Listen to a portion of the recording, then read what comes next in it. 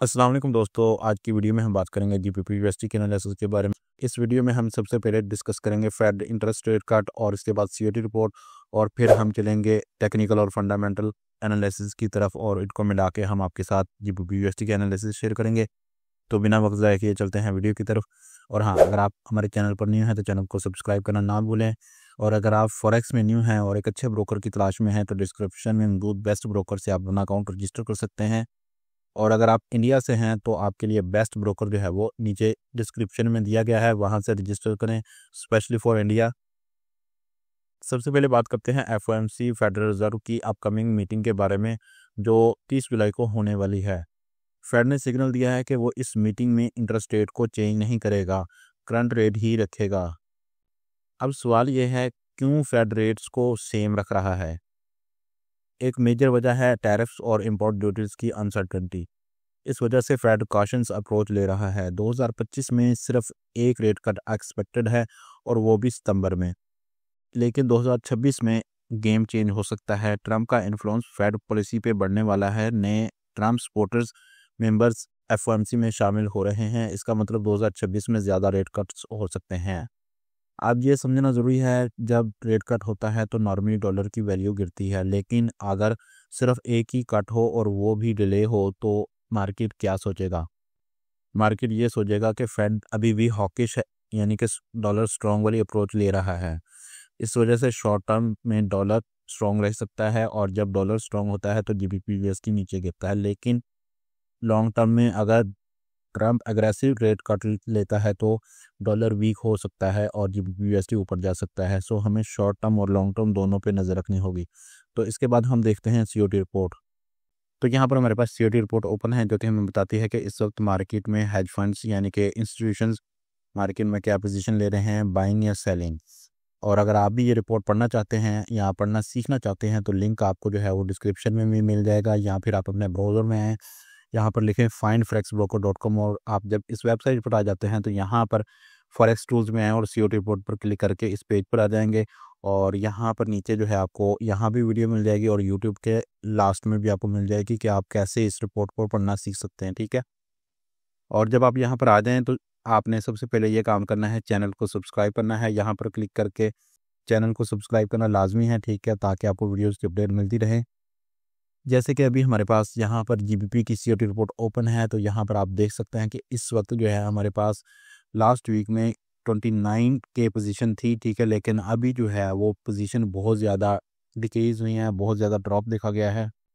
Position drop होके only 500 तक आ चुकी हैं। और अगर हम इसको डीपली देखें तो आप शॉर्ट टर्म में देखेंगे कि हमारे पास पोजीशन जो है वो 21 के पोजीशन जो है वो न्यू ओपन हुई है शॉर्ट चेंजेस में। और लॉन्ग चेंजेस में देखें तो यहाँ पर हमारे पास जो है वो 7000 पोजीशन जो है वो क्लोज हुई हैं। लास्ट वीक में भी 7000 पोजीशन क्लोज हुई हैं, और इस वीक में भी क्लोज हुई हैं। सो इसका मतलब यही है कि इस वक्त तो हमारे पास जो है वो जीबीपी सेल हो रहा है, जीबीपी यूएसडी जो है वो नीचे जा सकता है। तो बाकायदा तौर पे यहाँ पर भी आप देख सकते हैं कि बिग ड्रॉप आया है यहाँ पे, जिसका सीधा सीधा मतलब है ये है कि इस वक्त जो है वो जीबीपी वीक हो सकता है। ठीक है, तो इसके बाद हम चलते हैं डायरेक्टली चार्ट पर। तो यहाँ पर हमारे पास इस वक्त वीकली चार्ट ओपन है जीबीपी यूएसडी का। सबसे पहले हम देखते हैं यहाँ पर हमारे पास मौजूद ट्रेंड लाइन को, जो कि यहाँ पर हमारे पास 1.20 से स्टार्ट हुई थी, जो कि हमारी वीकली और मंथली सपोर्ट है। यहाँ से मार्केट जो है वो एक ट्रेंड लाइन में स्टार्ट हुई, और अभी तक जो है मार्केट ने कोई बाकायदा ब्रेकआउट नहीं किया। लेकिन लास्ट वीक में जो है हमें कुछ मार्केट ने फेक मूव्स बनाई, ठीक है, और फेक ब्रेकआउट बना के मार्केट जो है वो वापस अंदर चली गई थी। लेकिन किस वजह से गई है, क्यों गई है, हम इस चीज़ को जो है यहाँ पर क्लियर करेंगे। सबसे पहले हम बात करते हैं ब्रेकआउट की। तो यहाँ पर हमारे पास डे वन में अगर आप देखें तो यहाँ पर जो है बाकायदा मार्केट ने जो है वो यहाँ से ब्रेकआउट कर दिया था। यहाँ से ब्रेकआउट करने के बाद मार्केट जो है वापस जो है यहाँ इस तरफ नीचे आई है, लेकिन जब यहाँ से लोगों ने सेलिंग ओपन कर दी तो मार्केट ने जो है यहाँ तक जो है, जिन लोगों ने स्टॉप लॉस लगाए हुए थे, मार्केट वापस ऊपर आई और बाकायदा यहाँ से स्टॉप लॉस मार्केट ने ले लिए। अब मार्केट अगेन नीचे है, और यहाँ से मार्केट में जो है वो स्टॉप लॉस हंट करने के बाद वाले जो ट्रेडर्स थे, जो कि अच्छे ट्रेडर्स थे साइको वाले, तो उन्होंने दोबारा एंट्री ली और मार्केट जो है यहाँ जो है स्टक हो गई। मार्केट 3 दिन यहाँ पर स्टक रही, और इसके बाद मार्केट ने जो है वो अपसाइड मूव ली। ठीक है, यहाँ पर ये ज़रूरी था, जैसे कि हमने लास्ट वीक में अपनी फॉरेक्स स्ट्रेटजी में बताया था कि आपको ये ज़रूरी है कि जो वीकली कैंडल है उसकी क्लोजिंग का वेट करना चाहिए, उसके बाद आप एंट्री लें।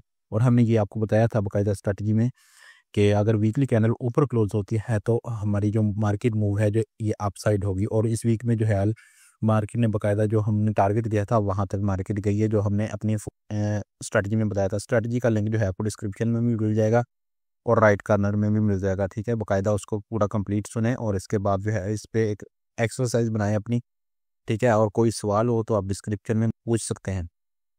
अब यहाँ से मार्केट जो है इस एरिया तक गई, क्योंकि ये वाला जो एरिया था ये हमारा डे 1 का रेजिस्टेंस एरिया था, ठीक है। और अब मार्केट जो है वहाँ से नीचे आ गई और हमारे पास कैंडल की क्लोजिंग जो है वो कुछ इस तरह हुई कि मार्केट ने जो है वो बाकायदा एक ट्रेंड लाइन का रीटेस्ट कर लिया है। कंप्लीट रीटेस्ट करने के बाद मार्केट में जो है वो वापस नीचे आ गई और अगले वीक में जो है वो यानी कि अगले नेक्स्ट वीक में हमारी मार्केट जो है वो नीचे एक ड्रॉप डाउन बना सकती है इस तरह। लेकिन मार्केट किस एरिया तक ड्रॉप डाउन बनाएगी और कैसे बनाएगी, हम इसको आगे चलते हैं डे 1 में देखते हैं। तो यहाँ पर हमारे पास डे 1 का चार्ट ओपन है। तो सबसे पहले हम देखते हैं कि हमारे पास यहाँ पर जो है वो कुछ चीज़ें हैं। हमारे पास ये वाला जो एरिया है ये ट्रेंड लाइन का रीटेस्ट एरिया है और इसके बाद स्ट्रॉन्ग सपोर्ट है और इसके बाद यहाँ पर हमारे पास डे 1 रेजिस्टेंस है और ये एरिया भी हमारा एज अ रेजिस्टेंस इस वक्त काम कर रहा है, ठीक है। तो यहाँ पर अब जो इम्पोर्टेंट चीज़ है ये है कि अब आप देखें कि मार्केट में जो है ये वाला एरिया भी अभी तक ब्रेक नहीं हुआ है, यानी कि माइनर सपोर्ट भी ब्रेक नहीं हुई डे 1 की और बाकायदा अभी ये वाली तो दूर है, ठीक है। तो मार्केट जो है वो कुछ इस वक्त रिएक्ट करेगी अप साइड में, ठीक है। मार्केट जब यहाँ से यहाँ तक जाती है और यहाँ से हम जो है अपनी सेल ले सकते हैं, ठीक है। और ये हमारा सेलिंग एरिया है क्योंकि यहाँ पर जो है वो हमारा 50 का फीवो लेवल भी है। सो मार्केट अप साइड जाती है, मार्केट यहाँ से अप साइड जाए और मार्केट में जो है हम यहाँ से सेल लेते हैं और बाकायदा मार्केट को जो है यहाँ तक होल्ड रखते हैं, ठीक है। यहाँ तक होल्ड रखना है, इससे नीचे अभी आपने होल्ड नहीं रखना है, ठीक है। ये चीज़ें आपने नोट करनी है याद से। जब इस एरिया के नीचे जो है हमारी डे 1 की कैंडल क्लोज हो जाए तो इसके बाद आपने सेल के एंट्री लेनी है, क्योंकि यहाँ पर हमारे पास दोबारा जो है एक फेक आउट ब्रेकआउट की जो एक्सपेक्टेड मूव है वो ख़त्म हो जाएगी। तो यहाँ पर जो है मार्केट यहाँ नीचे आ सकते हैं इस तरह, क्योंकि गोल्ड में भी हमारे साथ यही हो रहा था। गोल्ड के एनालिसिस में भी सेम हुआ है, फेक मूव बनी है और मार्केट जो है वो वापस अंदर चली गई थी ऊपर वाले साइड में। तो अब बाकायदा जो है आप इंतज़ार करें पहले ब्रेकआउट होने का। और सेकंड सिनेरियो ये है कि अब हमारे पास शॉर्ट टर्म में चलते हैं, लेकिन शॉर्ट टर्म में जाने से पहले मैं आपको बता दूं, लेट्स से कि मार्केट में जो है वो बाई की एंट्री लेनी है। तो यहाँ पर ये ज़रूरी है कि डे 1 में जो है हमारी कैंडल ये है इस एरिया के ऊपर जाके क्लोजिंग दे और ये जो हमारा सेलिंग एरिया है इसके ऊपर मार्केट डे 1 की कैंडल की क्लोजिंग दे, इंगल्फिंग कैंडल बन जाए। तो इसके बाद हमारे पास ये सिनेरियो बन सकता है कि मार्केट यहाँ तक जा सकती है, दोबारा पुल बैक एक्सपेक्टेड है। अदरवाइज मार्केट अगर यहाँ से नीचे आती है तो यहाँ पर जो है हमने यहाँ पर ये इस एरिया पर स्टॉप लॉस रखना है और यहीं से माल को जो है वो सेल करना है, ठीक है। आई होप कि यहाँ तक आपको समझ आ गया होगा। अब हम चलते हैं छोटे टाइम फ्रेम में, ठीक है। H4 में देखते हैं H4 में हमारे पास क्या सिनेरियो है। H4 में ये ज़रूरी है कि हमारे पास ये एरिया पड़ा हुआ है, ठीक है, एज अ सेल एरिया। और यहाँ पर हमारे पास एक रजिस्टेंस पड़ी हुई है जो कि हम इसको देखते हैं 30 मिनट में, ठीक है। 30 मिनट में जो है हम देखें तो यहाँ पर जो है हमारे पास ये वाला एरिया एज अ रेजिस्टेंस काम कर रहा है। तो जब ये रेजिस्टेंस ब्रेक होती है तो मार्केट में जो है वो एक्सपेक्टेशन है कि मार्केट जो है वो इस तरफ यहाँ तक मूव बनाए, क्योंकि मार्केट में जो है वो बाकायदा डायरेक्टली ड्रॉप हुआ है। तो यहाँ से मार्केट जब ब्रेक करती है तो वॉल्यूम यहाँ पर इंक्रीज़ होगा और मार्केट यहाँ तक जाएगी।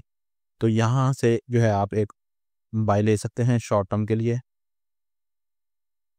यहाँ से कुछ इस तरह मार्केट जो है अपसाइड जा सकती है। आई होप कि यहाँ तक आपको समझ आ गया होगा और इसके बाद यहाँ से आपने दोबारा सेल ले लेनी है, ठीक है। सेम मूव बन गई, सेम चीज़ें समझ आ गई। अगर कोई सवाल हो तो कमेंट बॉक्स में आप पूछ सकते हैं। आई होप कि आपको यहाँ तक समझ आ गया होगा। अगर आप भी चाहते हो कि आपको real time marketing insight, COT data analysis और टॉप ब्रोकर रिबेट कैश मिले तो नीचे दिए गए लिंक से हमारे पार्टनर ब्रोकर के साथ अकाउंट ओपन करो। हमारे साथ रजिस्टर करने का फ़ायदा ये है कि आपको वीकली कैशबैक, प्रीमियम सिग्नल्स और VIP ट्रेड्स सपोर्ट मिलेगा बिल्कुल फ्री। तो दोस्तों ये थी आज की detail GBP USD analysis, Fed policy का असर और COT रिपोर्ट का। अगर वीडियो पसंद आए तो लाइक करें, चैनल को सब्सक्राइब करें और कमेंट में बताएं आपको लगता है GBP USD ऊपर जाएगा या नीचे। फिर मिलते हैं नेक्स्ट एनालिसिस वीडियो में, तब तक के लिए हैप्पी ट्रेडिंग, अल्लाह हाफिज़।